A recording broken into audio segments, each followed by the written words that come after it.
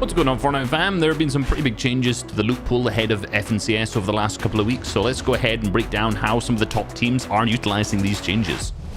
For the majority of the season so far, the most common loadout for duos has been both players running the Stinger SMG, Spider-Man's web shooters, double heals with 88% of players carrying mini shields. Then we'll have one player carry the MK7 and the other carry a shotgun. I've also seen a shift in the most commonly used weapons from season to season, where the Stinger SMG currently accounts for 33% of all eliminations, dethroning the shotguns from previous seasons. The return of the heavy shotgun has also brought a fresh, unique take on a classic weapon in Fortnite, but it also has more teams running double shotgun. It actually plays like a blend between the hand cannon and the charged shotgun. Rather than having a multi-pellet system, it just shoots one single slug. This means that if you hit that shot, you're always going to be hitting the maximum damage for a body shot, or 1.7 times that damage for a headshot. However, if you miss, it definitely is less forgiving than the previous iterations of shotguns. However, ADSing will give you that 100% accuracy, similar to the hand cannon. For example, Agers finds himself in an endgame creating a solid 2x1 box, then opens up a wall and sits kind of deep into that box, holding the ADS, waiting for someone to walk past. Sure enough, the unfortunate fabled Taco finds himself falling victim into the trap and is an easy elimination for Agers. Since it takes time to aim down the sights, you really have to set traps for your opponents to walk through in a defensive manner, in a very similar fashion to the way that great charged shotgun players would utilize this in previous seasons. Another strength of the heavy shotgun is its range. A well-aimed headshot at 5 tiles away can still deal a whopping 120 damage with the gold variant, which has a ton of utility on height. In this situation, you can see Pamstu take control of the high ground and get to the front side of the moving zones. In a similar scenario to Agers in the previous example, he holds the ADS and patiently waits for players at the back side of the zone to walk into his crosshair, picking up an easy elimination. Managing your medium and small ammo on height is one of the pillars of winning games from high ground, and the addition of the heavy shotgun is another tool to damage the players down below without draining these supplies. Lastly, we've got to talk about the hip fire potential of the shotgun as well. Some people may think that the ADSing is 100% required because there is a little bit of RNG on where that one pellet is going to go within the crosshair, but as you can see, Transigs are just putting in damage left, right and center without even needing to ADS on the opponent. This is most effectively done by basically placing the shotgun as close as you can to the opponent and kind of barrel stuffing them a little bit, so that single pellet has the smallest chance to miss at those close ranges.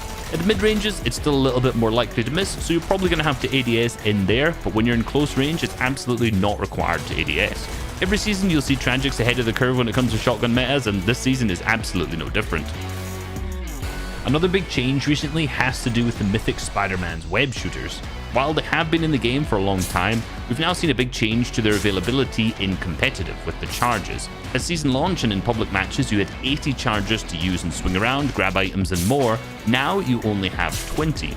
This means you have to be much more cautious on how you use these. For maximum efficiency, it's better to avoid using these in the early and mid game. For example, in this solo cash cup, Queasy finds himself with 16 uses going into endgame. If we skip backwards, we can see where these 4 uses went. The first was escaping a player in the early game who had the loot advantage over him, and the remaining 3 were used to swing himself into a completely max distance 5th zone, ensuring to land on a high layer so he doesn't get blocked when using these in the moving zones. 10 charges are about the minimum I'd recommend for endgame, so the 16 that Queasy has here is plenty. Rotations are pretty simple from here on out. He waits for the zone to catch up and web slings his way to the front side of zone and repeats. Notice that since he's on a high layer, he attaches himself to builds down below, then jumps in the air to propel himself from the backside of the zone to the front. When he's on a lower layer, he'll aim for the ceilings instead of using this kind of double jump method. This process of waiting for the zone to catch up and then getting ahead of the zone nets him an opportunity to take a free height in the first moving zone. Now from here on out, once he's claimed the high ground, he just repeats this process of waiting for the zone to catch up, flying to the front side of zone, saving materials and ultimately surviving through to the endgame, scoring himself a 3rd place finish in this match. We also have to talk about the addition of the armored walls. We saw them come into the game in Chapter 2 Season 8, but it wasn't until this season that they made their way into competitive. However, they can only be found in stacks of 2 rather than the larger stacks in public games.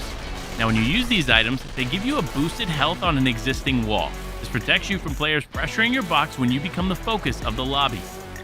In this endgame, Aqua and Stompy start to get focused from low ground, and rather than letting their materials dwindle away, they instantly place an armored wall on their floor, stopping low ground from focusing them. Since the wall has so much HP, players in the low ground won't have sufficient ammo to waste spraying. In this zone transition, SETI is out of hard material and is left only with wood, which in the in-game scenario is a telltale sign that you're an easy target. SETI preemptively places an armored wall on his roof to avoid height teams from being extra aggressive. Another great way to use the armored walls is tarping on the dead side of the moving zones. Malibuka here starts to get sprayed and instantly places an armored wall to prevent this spray. Since he's on the edge of a moving zone, he can't be shot from the other side, meaning that he's effectively covered 50% of the angles that he could be sprayed from, height being the only one remaining that could potentially take advantage. We can't wait to see you all swing your way into FNCS on February 18th. Until next time, Fortnite fam, we'll see you on the battle bus. Beep beep!